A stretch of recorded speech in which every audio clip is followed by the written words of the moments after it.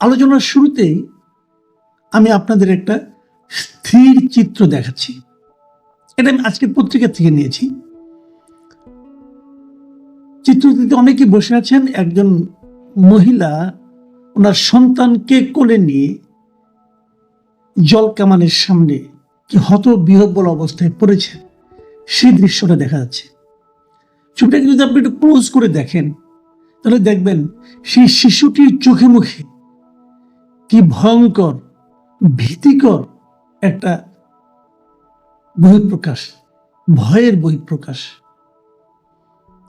এই চিত্রটা আমি যেখান থেকে নিয়েছি সেই ভিডিওটাও আপনাদের আমি দেখাতে চাই। আমি সাধারণত আমার এই অনুষ্ঠানে কোনো ভিডিও দেখাই না, কারণ ভিডিও তো কারো না কারো কাছ থেকে নিতে হয়, তো ওই ঝামেলায় আমি যাই না। কিন্তু এই ভিডিওটা আমি দেখাবো।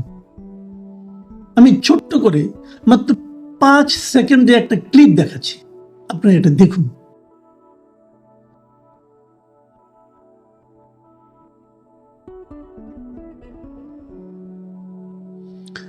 দর্শক, আপনারা দেখলেন ভিডিওটা, দেখেন পানির তোরে জলকামানের যে পানির যে তোর যে বেগ, সেই তোর সামলাতে না পেরে মা পড়ে গেছেন মাটিতে। এবং পড়ার মুহূর্তেও উনি কিভাবে ওনার সন্তানকে ডান হাতে আগলে রেখে পুরো শরীরের ভরটা বা হাতের উপর দিয়ে পড়েছেন। উনি সন্তানকে বাঁচানোর জন্য কি আপ্রাণ চেষ্টা। এই দৃশ্যটা দেখে আপনাদের কি অবস্থা হয়েছে আমি জানি না। বিশ্বাস করেন, আজকে সারাদিন আমি স্বাভাবিকভাবে কোনো কাজকর্ম করতে পারিনি। আমার মনে হলো একটাই প্রশ্ন, এই দেশে তো এখন আর স্বৈরাচারী শেখ হাসিনা নেই।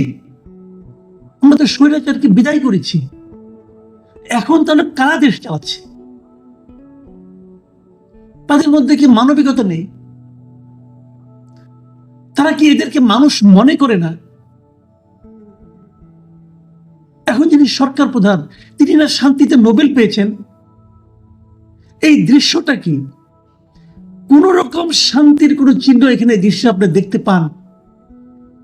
এই দৃশ্যটা কি? শান্তিতে নোবেল পাওয়া একজন ব্যক্তিকে ন্যূনতম বিচলিত করে না? উনি বলবেন আমি কি করব? আপনি অন্তত আর যদি কিছু করতে না পারেন পদত্যাগ করেন ভাই, আপনি পদত্যাগ করেন। আপনার যে নাম, আপনার যে পরিচিতি সারা দুনিয়া, তার সঙ্গে তো এই দৃশ্যটা মেনে না। এই লোকগুলো কি দেশদ্রোহী কেউ? এই নারী, এই শিশু, এরা কি এদেশকে ধ্বংস করার জন্য উঠে পড়ে লেগেছে? এরা কি রাষ্ট্রদ্রোহী? এটা কি আপনার সরকারের পতন ঘটানোর জন্য মাঠে নেমেছে? যদি নেমে থাকে তাহলে এদের সম্মান করে আপনার সরকারের পতন ঘটানো উচিত। আপনার পুরো সরকার সহ পদত্যাগ করা উচিত এই একটা শিশুকে ভয় দেখানোর কারণে। আপনি কি ভাবছেন? কি ঘটনাটা কি? আমি একটু ছোট করে বলি ঘটনাটা কি। ঘটনাটা হলো, এরা প্রাথমিক সহকারী শিক্ষক নিয়োগ সরকার ঘোষণা করেছিল, আগের সরকার। সেখানে 3 ধাপে হয়েছে। প্রথম 2 ধাপ শেষ হয়ে গেছে। এটা 3য় ধাপের নিয়োগ হয়েছে। 3য় ধাপে ছিল ঢাকা এবং চট্টগ্রাম বিভাগের যারা নাকি নিয়োগ দেওয়া হবে, এবং এদের বিজ্ঞপ্তি দেওয়া হয়। 3য় ধাপের বিজ্ঞপ্তি দেওয়া হয় 2023 সালের 14 জুন। লিখিত পরীক্ষা হয় 2024 সালের 29 মার্চ। খেয়াল করেন, 2024-এর 29 মার্চ। লিখিত পরীক্ষার ফলাফল প্রকাশিত হয় ওই বছরই 2024 সালের 21 এপ্রিল। 12 জুন ভাইবা সম্পন্ন হয়। এরপর তো আন্দোলন শুরু হয়ে গেল।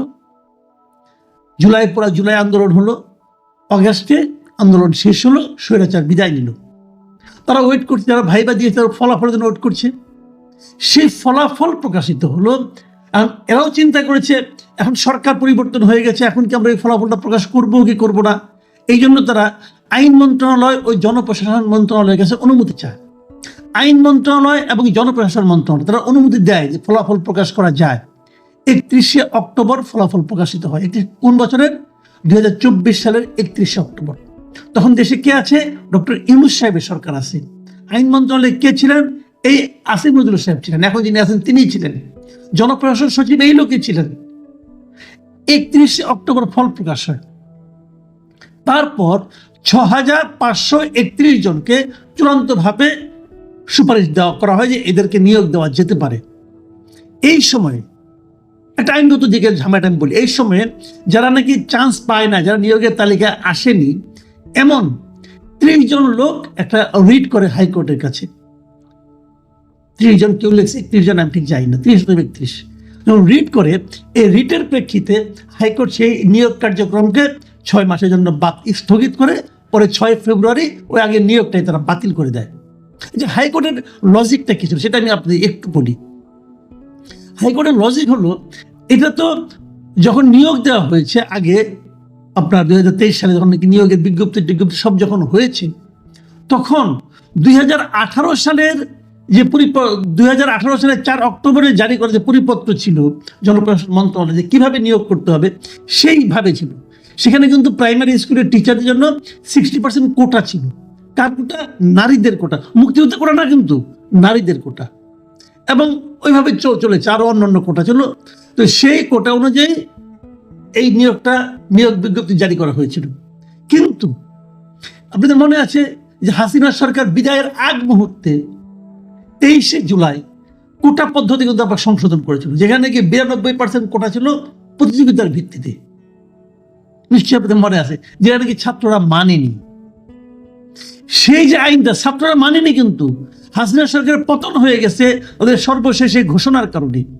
সেই ঘোষণাটা বিচারক তো আইন দেখে, সেই ঘোষণার আলোকে তারা এই নিয়োগটাকে বাতিল করেছে। আচ্ছা, বাতিল করেছেন, তাহলে আগে যে 2 দফা নিয়োগ হয়ে গেল, ওগুলির কি হবে? ওগুলি বাতিল করবেন? 2 দফা তাকে নিয়োগ হয়ে গেছে, ওগুলি কি করেছেন? ওগুলো তো বাতিল করেন নাই। তাহলে তৃতীয় ধাপের যে ঘটনাটা, এখানে আপনারা বাতিল করলেন। এই যে 6531 জন, 6500 ফ্যামিলি, কিন্তু মাথায় রাখেন, এদের কিন্তু বাতিল করে দিলেন। এরা কি করবে এখন? এদের কোনো চাকরি নাই। প্রাইমারি স্কুলের সহকারী শিক্ষক, কিন্তু সরকার এদিকে দেখবেন আপনি পুরনো লোকজনকে, অবসরপ্রাপ্ত লোকজনকে ধরে না চাকরি দিচ্ছে। আর এরা যে চাকরি, এটা কি রাজনৈতিকভাবে হয়েছে? এটা কি মুক্তিযুদ্ধের কোটা আছে? নেই তো। তো এদেরকে তো বাতিল করে, যদি বাতিল করে দেন, আগের 2 ধাপও দেন, সব দেন বাতিল করে। যে এখানে একটা ঘোষণা দিলেই হয়তো যে আওয়ামী লীগের সরকার আমলে 15 বছরে যা কিছু নিয়োগ হয়েছে সব বাতিল। এটা কি প্রতিহিংসার কি দেশ চলছে? কোনো আইন কানুন থাকবে না। তো এদেরকে যে ঠিক আছে, এদের দাবি আপনি মানবেন না, আলোচনা করেন, এদের সঙ্গে কথা বলেন। এই যে একটা ঘটনা ঘটেছে, এই ভিডিওটা সোশ্যাল মিডিয়ায় সবাই দেখেছে, এই স্থিরচিত্রটা সবাই দেখেছে। আমি দেখলাম না পর্যন্ত যে কেউ এই ঘটনাগুলো নিন্দা প্রকাশ করেছে, কাউকে নিয়ে কোনো উদ্বেগ করতে পারে। এই দেশটাকে সবাই পাথর হয়ে গেছে। এই দেশের মানুষের কি মানে মানবিকতা বলতে কিছু নাই। সবাইকে পাথর, অথবা সবাইকে ভীত সন্ত্রস্ত। আমি মেলাতে পারি না, আমি কিছুই মেলাতে পারছি না। কদিন আগে, বেশি দিন না, মাত্র 10-12 দিন আগের কথা, 10-12 দিন আগে একটা ঘটনা বলি। এই শাহবাগে এরা শাহবাগের মোড়ে, এই শিক্ষকরা শাহবাগের মোড়ে অবস্থান নিয়েছিল। তারপর তাদের জল কামান দিয়ে তাদেরকে সরিয়ে দেওয়া হয়েছিল। এই আমি যে দৃশ্যটা দেখলাম, এটা ওই জল কামানের দৃশ্যটা। জল কামান দিয়ে কি হয়ে তাদেরকে সরিয়ে দেওয়া হয়েছিল, লাঠিপেটা করা হয়েছিল। তারপরে কিন্তু তারা রাতের বেলা ওখানে অবস্থান করেছেন, রাত 9টা-10টা পর্যন্ত। আজকেও শুনলাম, আজকেও আছে। আমি আপনাদেরকে 27শে জানুয়ারি একটা ঘটনা বলি। 27শে জানুয়ারি এখানেও আবার চাকরি জাতীয়করণের দাবিতে এই শাহবাগে ইবতেদাইয়া মাদ্রাসার শিক্ষকদের একটা সমাবেশ ছিল। সেটাও কিন্তু পুলিশ এই জোর করে তাদেরকে ওখান থেকে সরিয়ে দেয়। এই যে সরিয়ে দেয় জোর করে, এই ঘটনার প্রেক্ষিতে বর্তমান সময়ের সবচেয়ে আলোচিত সংগঠন জাতীয় নাগরিক কমিটি, তারা কিন্তু প্রতিবাদ করে।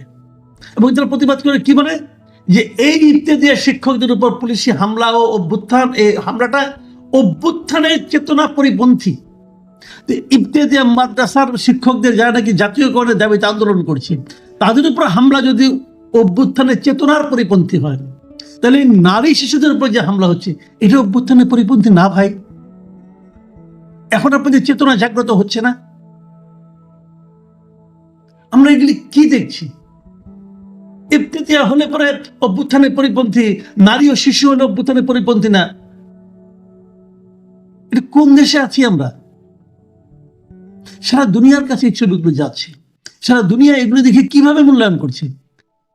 পরিষ্কার কথা, এই সরকার কিছুই হ্যান্ডেল করতে পারছে না। কিছু বললেই বলে 150 আন্দোলন, 500 আন্দোলন। আরে ভাই, আন্দোলনের সংখ্যা দরকার নেই, আপনি আন্দোলনগুলো হ্যান্ডেল করেন। এদেরকে রাস্তায় নামতে হয় কেন? আমি আগেও বহুবার বলেছি, আপনারা একটা ওয়েবসাইট করেন, আপনারা কতগুলি ইমেল দেন, ইমেল অ্যাড্রেস দেন, বলেন যার যত দাবি দাবা আছে সেই ইমেলে তারা পাঠানোর পর আপনারা একটু জাজ করেন, প্রত্যেকটা মন্ত্রণালয়ে জাজ করে তাদেরকে ইনফর্ম করেন। যুক্তি দিয়ে জাজ করেন, রাজনীতি দিয়ে জাজ করেন না। আপনারা তো অরাজনৈতিক দল, অরাজনৈতিক সরকার, বলেন তো রাজনীতির মতো কথা। আপনার প্রধান উপদেষ্টা, প্রেস সেক্রেটারি বলে যে আমাদের এটা অরাজনৈতিক সরকার, রাজনৈতিক সরকার। আরে ভাই, প্রেস সেক্রেটারি আপনি কোন রাজনৈতিক দলের সদস্য ছিলেন? আপনি কিসের রাজনৈতিক সরকার এটা? রাজনৈতিক সরকারকে কে নিয়োগ দিয়েছে? রাজনৈতিক সরকারের কথা বলেন। অদ্ভুত এক দেশ।